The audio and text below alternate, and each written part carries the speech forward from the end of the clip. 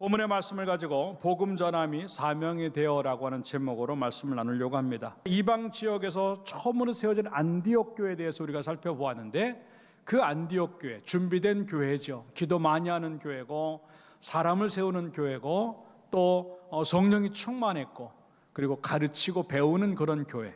그런데 갑자기 이제 성령께서 사람들을 파송하라고 하는 명령을 하십니다. 그것도 누구냐면 바나바와 바울, 이 두 사람을 갖다가 선교사로 파송을 한다. 교회는 참 어려워지는 겁니다. 그럼에도 불구하고 그네들은 순종을 하면서 이 두 사람을 파송합니다. 이 내용이 무엇 때문일까? 역시 하나님의 역사는 한 지역에 머물지 아니하고 땅끝까지로 복음을 증거하게 하기 위하여 이방 지역에 본격적으로 하나님의 복음이 증거되어지도록 이제 일을 하시는 상황들입니다. 다시 말하면 교회가 그동안 모이는 교회의 모습이었으나 이제는 흩어지는 교회, 보내는 교회의 사명을 감당하도록 만들어내는 것이 오늘 13장부터 시작이 돼요. 소위 말하는 사도 바울의 전도 여행입니다. 그가 걸었던 모든 길은 2만 킬로가 넘고 하루의 이동거리가 평균적으로 20킬로에서 30킬로 정도 되는, 그래도 그 길을 걷고 또 걸음으로 말미암아 복음이 증거되어지고 왕의 길이었고 군사의 도로였지만도 이 사도 바울이 움직이는 곳마다 십자가의 길로 바뀌고 구원의 길로 바뀌는 줄로 믿습니다. 결국 모든 길은 로마로 통한다고 하는 그 말을 바꾸어서 모든 길은 예수로 통한다라고 하는 것들을 바꾸어내는 놀라운 역사가 거기에서부터 시작되었다고 하는 것들을 보여주는 것이 이제 오늘부터 시작되어지는 전도 여행의 모든 내용이라고 하는 것을 보여주는 그런 모습이었습니다. 사실 이 사도 바울의 인생은 여러분들이 알다시피 복음을 증거하는 사람이 아닙니다. 오히려 예수를 믿고 복음을 증거하는 사람들을 막는 사람이었어요. 그런데 지금은 이 복음을 전파하는 사람으로 바뀌었다? 하나님의 역사가 이렇게 어마어마한 거예요.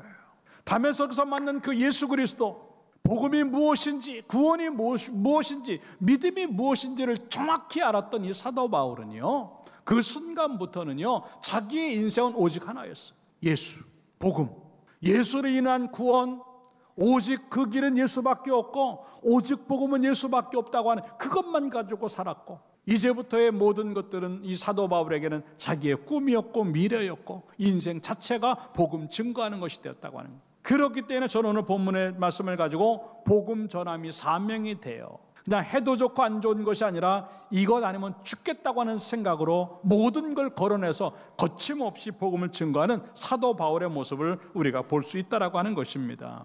이 사도 바울은 어떤 모습으로 그 일들을 감당했는가 하는 것들을 몇 가지로 생각해 보면서 함께 은혜를 나누. 첫째, 따라잡다. 성령으로 일하는 것이다.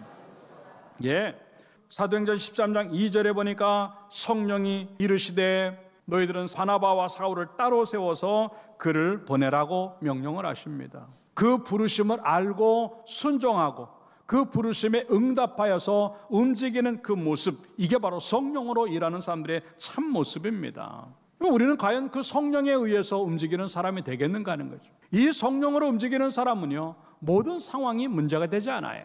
사실 이 사도 바울은요, 인간적으로 보나 세상적으로 보면은요, 약점이 없는 사람이에요. 너무 장점이 많고 요즘 말로 말하면 스펙이 어마어마해요. 그런데 영적인 스펙으로 되니까 너무 많이 부족한 거예요. 왜?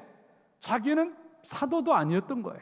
예수님의 12 제자들이 사도의 역할을 감당해서 예루살렘 교회를 세워지면서 그 사도들을 중심으로서 만들어지고, 지금 현재 상황 속에서 예루살렘 교회를 이끌어 나가는 사람들이 전부 다 예수님의 제자들인데 자기는 제자도 아니고 아무것도 아니에요. 그러니까 처음에는 그 갈등이 엄청났고 논쟁이 많았어요. 야, 사울이라고 하는 사람이 뭔데 자기가 사도라 그러느냐. 이러한 약점들을 갖고 있는 것. 또 하나는 뭐냐면 스데반을 이제 죽이는데 동참하고 이 교회 다니는 사람들 잡아들이고 박해하는데 아주 최전선에 서서 뛰었던 사람이, 그래서 교회 앞에는 큰 죄인이에요.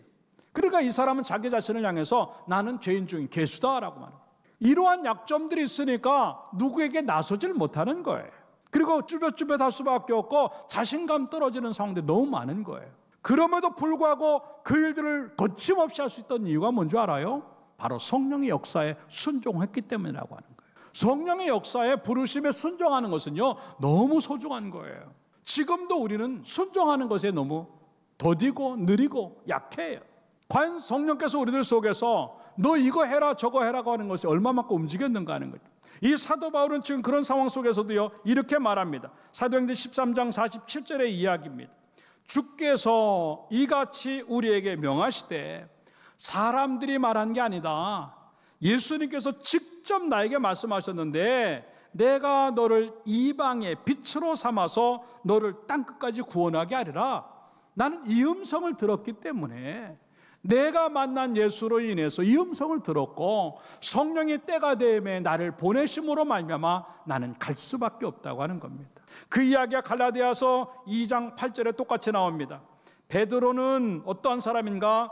그를 할례자의 사도로 삼았다. 이 할례자라고 하는 것은 유대인들을 의미하는 것입니다. 베드로는 유대인들을 전도하기 위해서 세우신 사도고 나는 누구냐면 이방인의 사도다. 아까도 얘기했지만 이름도 이방인의 이름이 있고 여러 가지 이방의 문화를 갖고 있고 로마의 시민권을 갖고 있고 뭐 헬라어를 할 줄 알고 이런 모든 것들을 다 할 수 있기 때문에 나를 하나님이 준비시키셔서 이방인들을 향해서 복음을 증거하게 하셨고 베드로는 유대인들을 전도하기 위해서 세우셨다라고 하는 이야기를 합니다. 이 말은 곧 뭐냐면 나의 약점이든지 사람들이 뭐라고 하든 간에 상관하지 아니하고 성령께서 나를 역사하시고 밀어내시기 때문에 나는 갈 수밖에 없고 순종할 수밖에 없다는 그 얘기를 지금 하고 있는 겁니다.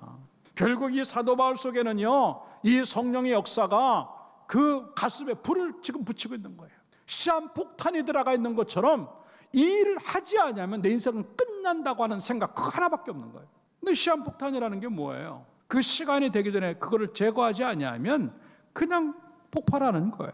사도 바울의 마음에 들어간 성령의 역사가 지금 그런 겁니다. 성령이 우리에게 엄청난 일을 시키진 않아요. 놀라운 건 뭐냐면 아주 작게 계속 우리를 두들고 계세요. 그 작은 두드림에 반응할 수 있는가 하는 거예요. 그 작은 두드림에 응답할 수 있는가 하는 거예요. 너 죄 지으면 안 돼. 너 주일 범하면 안 돼. 너 주일 멈추면 안 돼. 그렇게 예수 믿으면 안 돼. 너 기도 그렇게 하면 안 돼. 계속 두들기를. 근데 우리는 너무나 많이 그 두들김에 응답이 없는 거예요. 우리는 하나님이 우리의 기도에 응답하시기만 기다리지 하나님이 나에게 말씀하시는 거에 응답한다고 하는 믿음이 없는 거예요. 응답을 기대하는 것, 해결을 기대하는 믿음이 있는데 응답에 반응하고 부르심에 반응하는 응답은 나에게 없는 거예요. 그러니까 믿음이 안 되는 거예요. 예수를 이렇게 오래 믿었는데 예배를 그렇게 많이 들었는데 성경을 그렇게 잘 아는데도 믿음이 만들어지지 않는 이유가 뭔지 아세요? 믿음은 인간의 것들로 만들어지지 않아요. 시간이나 연륜으로 만들어지지 않아요. 경험으로 만들어지지 않아요. 믿음은 성령으로 만들어진 줄로 믿습니다. 사도 바울은 그걸 가지고 가는 거예요. 어떤 상황에 있든 간에 그 두들기만 하는 거예요. 체크, 체크, 체크. 그 소리가 멈추지 않으니까 이 심장이 멈추지 않는 것처럼 그 성령의 음성이 멈추지 않으니까 전도도 멈출 수가 없고 전도 여행도 멈출 수가 없고 죽더라도 갈 수밖에 없는 그 상황이 거기에 놓여 있는 거예요. 불이 붙지 않았다 할지라도 그 두들김을 느낄 수 있을 정도의 양심은 있어야죠. 뜨거움은 없을지라도 그 작은 두드림을 느낄 수 있을 정도의 무딤을 깨야 될 거 아니에요. 근데 우리는 그게 없는 거예요. 무뎌진 상태로 그냥 설교를 들어도 예배를 드려도 그 예배 드리고 난 다음에 삶이 없고 예배 드리고 난 다음에 세상에 빛과 소금이 없고 예배 드린 다음에 복음 증거가 없는 것이 우리의 모습이에요. 그러다가 주님 앞에 가시면 어떻게 하시려고? 사실 그렇게 목숨 걸고 막 큰 몸부림치니까요 하나님 그냥 두지 않으세요. 9절에도 말씀에 오늘 보니까 사도 바울의 이야기를 뭐라고 말하면 따라합시다. 성령이 충만하여. 예, 성령이 충만하여. 근데 사도 바울의 선교 현장이 어땠는지를 고린도 후서 11장 23절부터 보면 그렇게 기록을 하고 있어요. 내가 수고를 넘치도록 하고 옥에 갇히기도 더 많이 하고 매도 수없이 맞고 여러 번 죽을 뻔했고 유대인들에게 40에서 하나 감한 매를 5번 맞았고 3번 태장으로 맞고 1번 돌로 맞고 3번 파선하고 일주일을 깊은 바다에서 지냈으며 또 여러 번 여행하면서 강의 위험, 강도의 위험, 동족의 위험, 이방인의 위험, 신의 위험, 광야의 위험, 바다의 위험, 거짓 형제 중에 위험을 당하고 수고하고 애썼는데 여러 번 자지 못하고 줄이며 목마르고 여러 번 굶고 춥고 헐벗었다. 이거예요. 그럼에도 불구하고 사도 바울은요 멈추지 않아요. 왜? 성령의 시한폭탄 같은 음성이 계속 돌아가고 있으니까. 그래서 로마서 1장 14절에는 뭐라고 기록을 하고 있냐면 나 이 복음 전하는 것들을 빚진 자의 마음으로 갖고 있다. 갚지 않으면 나는 끝나는, 이 갚지 아니하면 감옥에 들어갈 수밖에 없고 더 큰 어려움을 당할 수밖에 없는 그런 상황이잖아요. 그러니까 멈추지 못하고 계속 갈 수밖에 없는 이 사도 바울의 모습을 보는데, 다시 한번 이것들을 생각을 하면서 또 한번 복음 전함의 사명이 나에게 주어져서 그대로 살아감으로 말미암아 하나님 나라에 쓰임받고 확장하는 데 통로가 되는 축복의 삶들을 살기를 주님의 이름으로 축원합니다. 두 번째 따라서 합시다. 교회를 통해 일하는 것이다. 네. 안디옥 교회 모양 아까도 얘기했지만도 예루살렘 교회를 뛰어넘어서 이방 지역에 처음으로 세워진 교회답게 이제는 이방인들에게 복음을 증거하기 위하여 성령에 의해 순종함으로 이 사람들을 두수를 파송합니다. 아까도 얘기했지만 그 둘을 파송한다고 하는 것은 교회적으로 큰 손상을 입는 거고 어려움을 당하는 거예요. 뭐 지도자도 보통 지도자가 아니잖아요.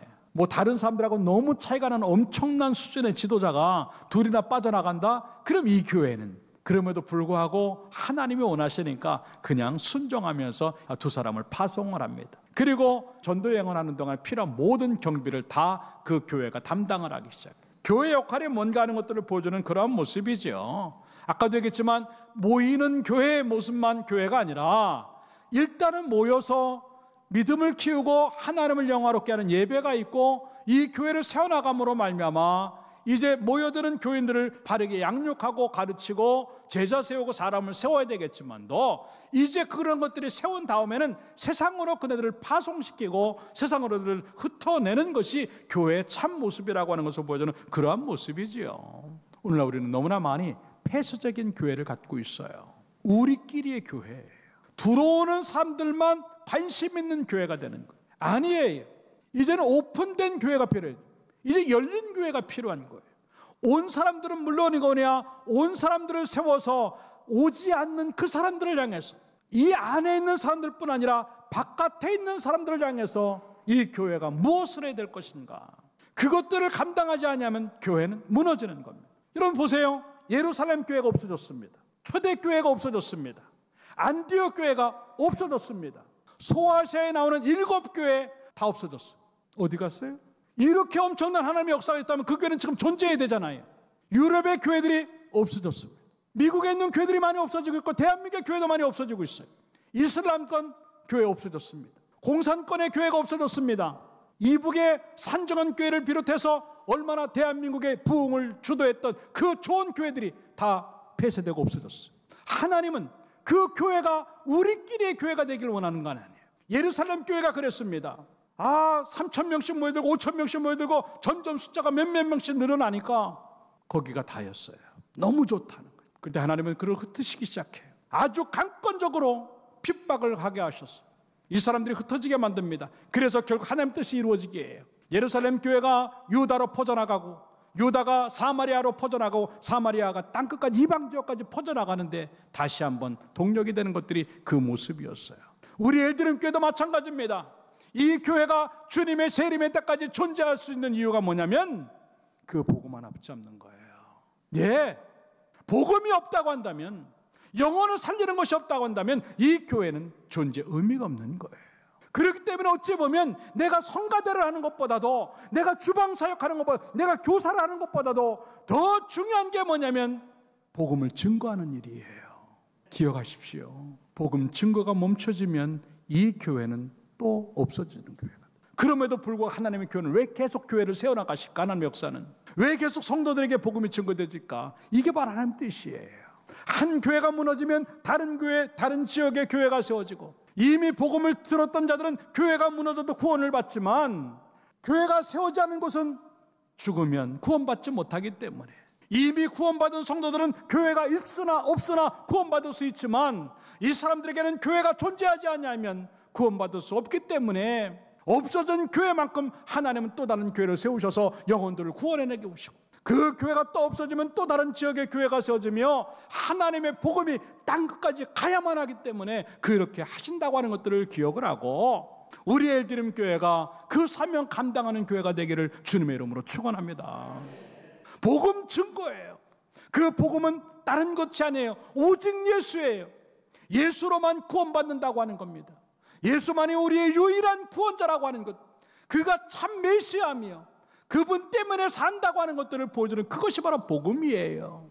이렇게 엄청난 내용의 복음이 있는데 왜 우리는 증거하지 않는가 하는 거죠. 주님은 지금도 우리들에게 그 성령으로 감동을 주시면서 두들기면서 또 이 말씀을 주시면서 가라고 전도하라고 하는데 왜 우리는 지금 멈춰 있는가 하는 거죠. 입을 여십시오. 다가가십시오. 만나십시오. 기도하십시오. 반드시 여러분을 통해서 전도하는 사람이 나타나기를 주님의 이름으로 축원합니다. 그게 교회 사명이에요. 그것 없으면 아무것도 아니에요. 나는 지금 뭘 하고 있는가? 나는 어떻게 예수를 믿는 것인가? 내가 받은 복음은 다른 복음인가? 아니잖아요. 내가 믿는 하나님은 다른 하나님인가? 아니잖아요. 바울이 가졌던 그 복음, 바울이 믿었던 그 하나님이 나의 복음이요 나의 하나님인데 나는 왜 그것이 없을까 하는 거죠. 다시 한번 힘을 내십시오. 복음이 우리의 사명이 되고 복음 증거함이 우리 교회의 사명이 되기를 주님의 이름으로 축원합니다. 그럴 때 교회의 존재 이유가 여기 있다고 하는 것들을 보여주는 그런 모습이죠. 모이는 교회에서 이제는 뛰어넘어서 보내는 교회, 흩어지는 교회가 되고 보낸 사람들을 우리는 후원하고 마음껏 그네들을 갖다가 지원할 수 있는 그런 교회로 만들어져서 복음 때문에 살아있는 교회, 복음 때문에 존재하는 그런 교회로 만들어지기를 주님의 이름으로 축원합니다. 마지막 세 번째 따라서 합시다. 사람과 함께 일하는 것이다. 예. 오늘 본문의 말씀에 보니까 혼자 보내지 아니하고 바나바와 바울을 같이 보냅니다. 그리고 5절에 가서 보니까 수행하는 사람 요한을 붙여주십니다. 뿐만 아닙니다. 가는 곳마다 준비된 성도들이 있었어요. 때로는 음식과 여러 가지 생필품과 모든 상황들을 후원하고 섬기는 여종들이 있었고, 또 남자들은 강도 위험이나 여러 가지 상황들이 어려웠기 때문에 경호원으로 붙기도 하고 가이드로 붙기도 하고 또 상황들을 정리하고 어려운 상황들이 어떤가 하는 것들을 미리 와서 알려줘가지고 또 피할 길을 주기도 하고 많은 사람들의 도움이 있었기 때문에 전도 여행을 잘 마쳤다고 하는 것이죠. 사도 바울이 위대했던 것들은 사실이지만도 사도 바울이 그 위대함이 드러났던 것은 바로 동역하는 사람들이 위대하게 동역을 했기 때문에 주어진 결과라고 하는 것입니다. 나는 가는 인생을 살면서 동역자의 삶들이 있는가 하는 겁니다. 복음을 위해 나는 무엇을 하고 있을까? 이 교회를 사랑하는 마음이 있을까? 목사님을 돕고 싶은 마음이 있을까? 우리 구역을 돕고 싶고 기관을 도우면서 내가 또 하나의 통로가 되어져서 멋있게 나를 통해서 복음이 증거되는데 유익을 줄 수 있는 그런 사람으로 살아가는 것인가? 아니면 그냥 나밖에 모르고 살아가는가? 우리 엘드림 교회는 좀 성숙한 교회가 되어져서 주의 일이 주어지면 함께 뛰어들고 그 일에 대해서 함께 동역할 수 있는 동역자의 삶들을 살기를 주님의 이름으로 축원합니다. 모세가 위대했지만도 그 옆에 아론이 없었다고 한다면, 모세가 위대했지만 그 옆에 여호수아와 갈렙이 없었다면, 여러 가지 상황들이 다 그런 겁니다. 예수님이 모든 것을 하실 수 있었지만 사람을 통해서 일하신 하나님께서는 12명의 제자를 택하셔서 그들을 감당하셨던 모습들을 볼 때 이 동역자로서의 사람들이 얼마나 멋있는가. 다 지도자가 될 수 없어요. 다 목회자가 될 수 없어요. 주연이 아니라도 좋으니까 조연의 삶도 아름다울 수 있다고 하는 것들을 느끼면서 비록 내가 지도자는 아니라 할지라도 하나님의 역사가 주어지고 복음이 주어지고 있다고 한다면 그 일에 협력하고 돕겠다고 하는 마음을 갖고 섬기겠다고 하는 마음을 갖고 동역하는 삶들을 살아서 그 일까지 우리에게 복되기를 주님의 이름으로 축원합니다. 그 말씀이 고린도전서 5장 3절의 이야기입니다. 그런즉 아볼로는 무엇이며 바울은 무엇이냐? 그들은 주께서 각각 주신 대로 너희를 하여금 믿게 한 사역자들이니라. 나는 심었고 아볼로는 물을 주었지만 오직 하나님께서 자라나게 하셨다. 심는 이나 물 주는 이는 아무것도 아니로되 오직 자라게 하신 하나님뿐이다. 따라잡다. 심는 이와 물 주는 이는 한 가지이나 각각 자기가 일한 대로 자기의 상을 받으리라. 믿습니까? 지도자가 아니고 따라가는 사람이라 할지라도, 그리고 주연이 아니고 조연이라 할지라도 받는 상은 똑같다라고 하는 거예요. 이게 하나님의 일이에요. 여러분들 어떠한 상황에 놓였든 간에 아유 나는 뭐 작은 일인데 뭐 내가 하는 건 별거 아닌 것 같은데 뭐 이까짓 게 도움이 될까? 예, 많이 도움이 됩니다. 이런 일에 쓰임받는 나의 모습, 이런 일에 쓰임받는 가정, 이런 일에 쓰임받는 사업장, 이게 얼마나 아름답겠는가. 그게 상이라고 하는 것인데 아무쪼록 우리의 모든 삶들이 또 하나의 사명이 되어 이 일은 내가 할 일이라고 하는 생각을 갖고 내가 갈 수 없고 할 수 없는 일이라 할지라도 협력은 해야지, 그리고 동역은 해야지 라고 하는 파트너십이 있어서 그걸 통해서 우리에게 주어지는 상급이 많아지기를 주님의 이름으로 축원합니다. 결론적으로 말씀을 드립니다. 하나님의 역사는 지금도 진행형이에요. 사도 바울 시대 때 끝났던 전도행이 아닙니다. 오늘날까지 이어지면서 얼마나 또 하나의 사도 바울이 나타나서 목숨을 걸고 전도했기 때문에 이 하나님의 복음이 여기까지 온 것이고 계속 또 이제 전 세계를 향해서 가는 것입니다. 그 일이 남의 일이 아니고 이제는 나의 일이 되어야 됩니다. 복음 전함이 또 하나의 사명이 되는 것, 그 누군가가 하는 것이 아니라 내가 해야 될 일이라고 하는 것들을 생각을 하면서 전도자를 품고 전도의 사명을 갖고 복음을 증거함으로 말미암아 나 때문에 먼 곳에 있는 사람들에게는 선교사를 파송하고 지원하는 일, 가까운 곳에는 내가 직접 발로 뛰면서 복음을 증거하는 일에 쓰임받는 통로가 되어서 나로 인해서 구원받는 영혼들이 많고 하나님 나라에 확장되는 데 쓰임받고 그리고 동역이 되는 축복의 삶들을 통하여 상급을 받는 여러분의 모습들이 되기를 주님의 이름으로 축원합니다.